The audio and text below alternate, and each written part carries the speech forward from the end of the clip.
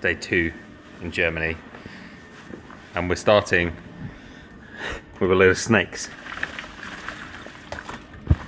As I said yesterday, Schwalbe recycle inner tubes, tyres, and if you work here, you can drop them off, chuck them in there, and they go somewhere. That's what we're doing. Look at that. Argon tires. Yeah. In there. Argon as well. The One of white. the last pairs.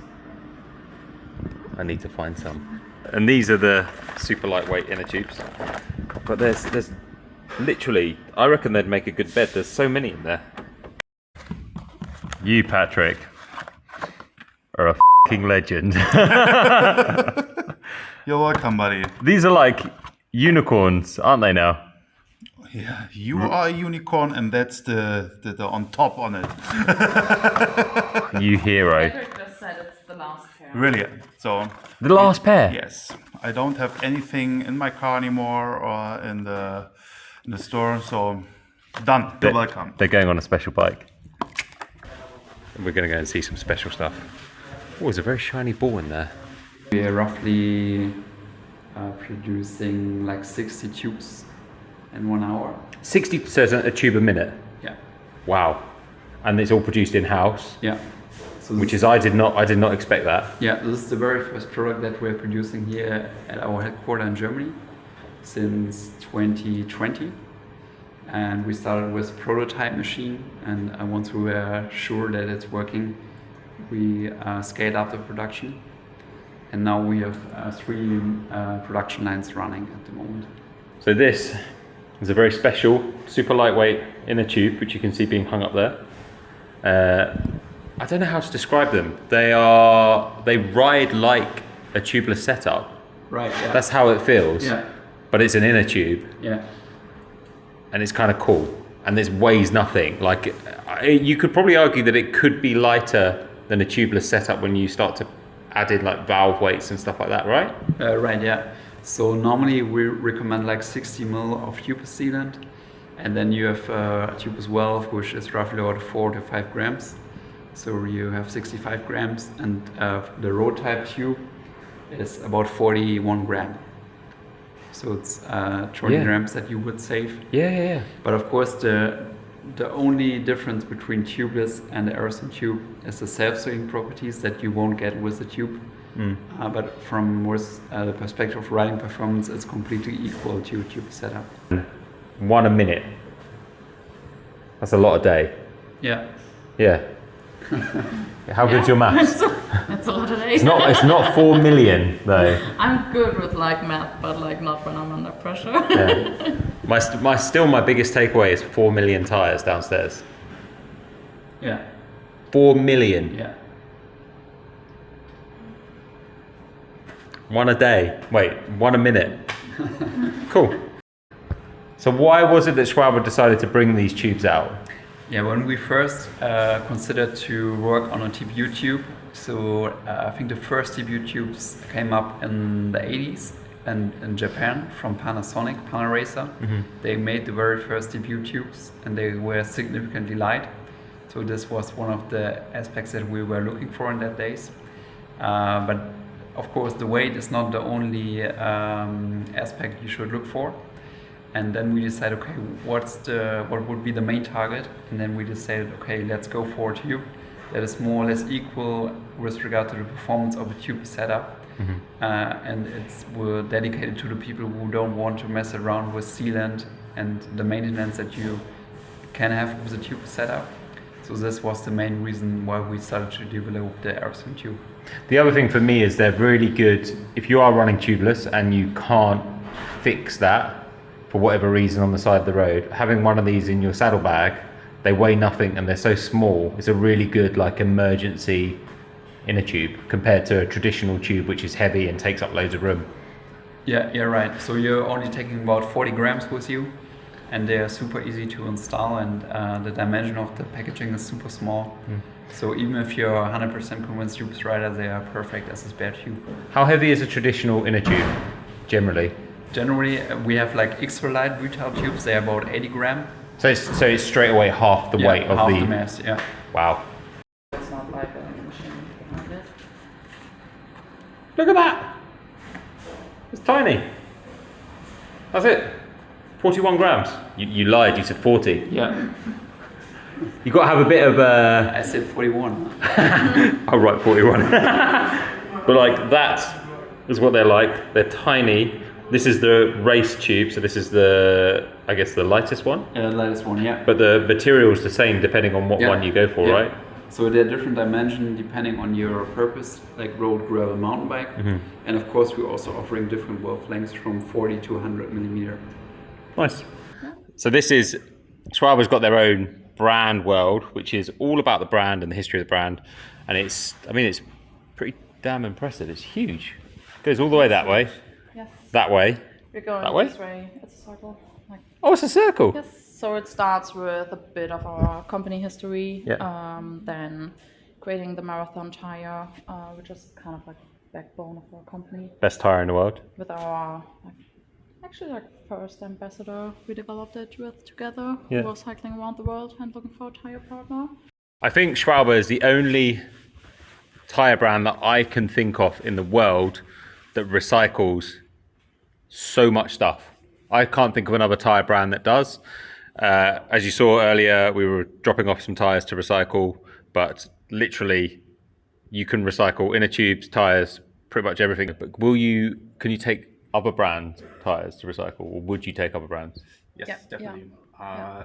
We even need to, because we need the high volume to feed all the big recycling machineries. And so this is definitely the case that we take back tires and even inner tubes from all different brands and recycle them with our Schwalbe recycling system. Yeah. Amazing. And then the recycled tires are then turned into new tires?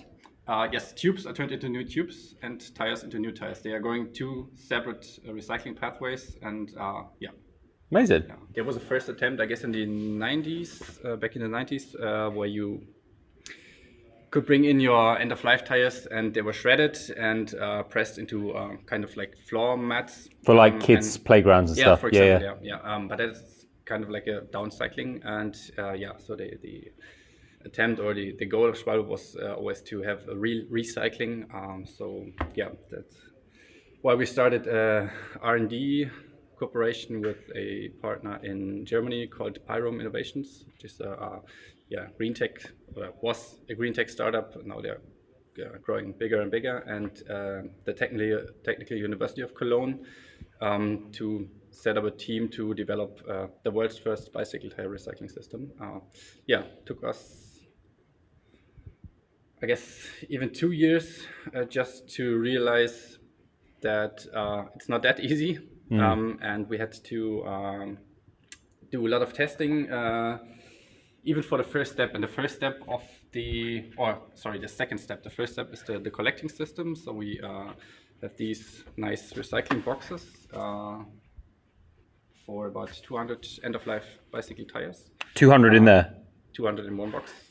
We collect them throughout Germany with more than almost 2,000 retailers taking part in the system so far.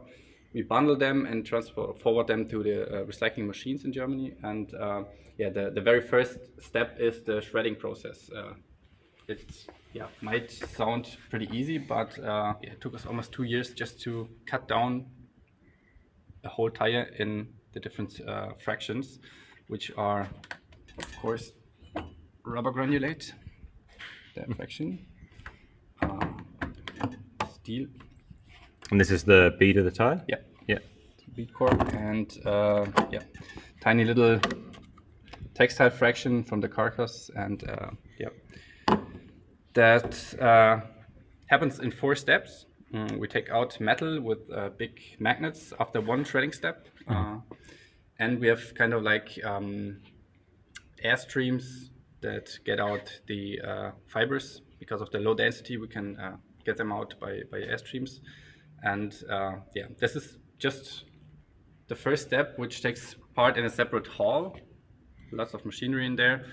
And about 80% of an end-of-life tire is rubber granulate, and that's the main product, or the feedstock product for the main recycling process, which is called pyrolysis. Pyrolysis is in easy words, a thermochemical process which breaks down rubber granulate in its smaller particles. It takes place in an oven, which is about That big? here. That's quite It's small, about, that. yeah, it's quite small, but in reality, it's about 20 meters high. Oh, wow, okay. You fill in the rubber granulates on top. It remains in the reactor for a residue time of about 60 minutes and is heated up to 650 up to 700 degrees Celsius. And the entire process takes place without oxygen. With oxygen, it would be an incineration. We do not want to have that because in that case, all the raw materials would be lost. But we eliminate oxygen out of the reactor, and this is what you call pyrolysis. And during that thermochemical breakdown of the rubber granulate, you get 3 more fractions. First fraction is a gas, in here. The pyrolysis gas is very energy rich and is converted into electricity that is enough to heat up the reactor. So it's a self-sufficient process. We do not have to take separate energy from the grid. That's really cool. Self-sufficient. And if you cool down the gas, there are several parts or fractions in the gas that can be cooled down as a liquid, and we call that as a pyrolysis oil. And that oil fraction is of very high interest in the chemical industry because it can 100% substitute crude oil. And therefore it's a very big milestone for the chemical industry because this is the very first attempt to get green feedstock for chemicals. And you can, for example, make these plastic boxes out of the pyrolysis oil or any other plastic products. So this is a pretty That's amazing. So innovative product. this potentially is gonna, with the fossil fuels there's not many of them left, right? And they continually have to frack and try and find more stuff because ultimately cars, whatever it is, we need it for things. So this could become a viable source for that in the future potentially. Yeah. That's So really cool. everyone's hoping that this one day it will be the 100% substitute for crude oil, which is of course limited. And from Schwalbe perspective, the main product of our pyrolysis process is the so-called recovered carbon black. It's a kind of like a black.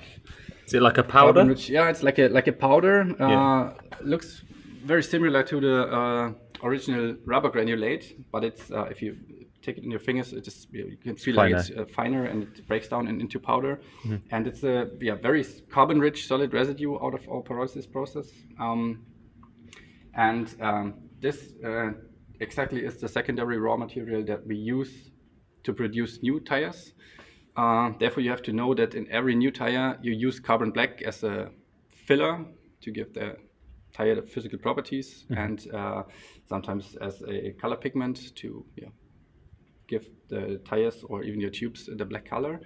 And also carbon black, usually used in tire manufacturing, is made of crude oil. And our secondary raw material, so product recovered carbon black out of the pyrolysis process, can in a way substitute carbon black. And that's what was also part of our R&D project with the cooperation partners. And we did it 1.5 years ago and launched the first tire that only contains recovered carbon black out of our Schwalbe recycling system, and no, we call the other thing virgin carbon black anymore.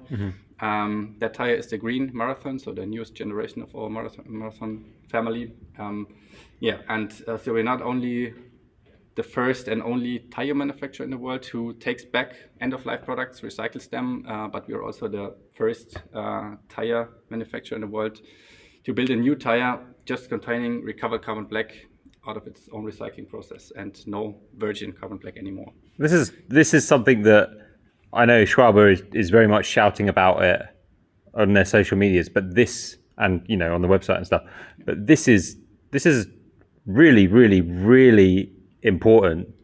This is when this was announced, I was like, this is amazing. Like, because I didn't know about this until it came out really on the website and with the launch of the marathon, as you say. And I was like, that's an amazing thing to do, because ultimately a tire for so long it just goes into landfill or to waste. And to be able to recycle that to something that's not just a kid's playground film, to make it into something that's reusable is fantastic. Really, really cool. That's it. And all in all, so this is part of my PhD thesis that I'm about to finish end of the year, hopefully. Congratulations. Thank you. Yeah, not yet done, but almost, still congratulations. Yes. And yeah, we're doing lots of calculations to the CO2 emission reductions, and roughly you can say that the recycling process compared to usual incineration that is common for end-of-life tires, especially bicycle tires, saves up to 80% CO2 emissions. And what I'm currently also calculating is the comparison between recovered carbon black and virgin carbon black that we're usually using in tire manufacturing. So you can definitely quantify the ecological benefits of the system, which makes it a very, very round story. Yeah, it's amazing. The recycling process is very much a thing that is happening in Germany right now, but the intention is to start expanding it more globally as and when you can, really, right? Definitely, that's the goal. There are many, many hurdles still to overcome. Regulations, waste transports between different countries is a very big problem, but we are still working on that. The logistics is a problem, and of course, if we bring in more and more end-of-life tire volumes, we have to set up a new machinery park to handle all that volumes. But we're doing all that at the moment and working hard on expanding the system to different countries. Yeah. Amazing. Do you watch much road racing? Do you watch the Tour de France? Of course I do. Yeah, LA. Thibaut Pinot. A little bit, yeah. Yeah. With the glasses and the helmets.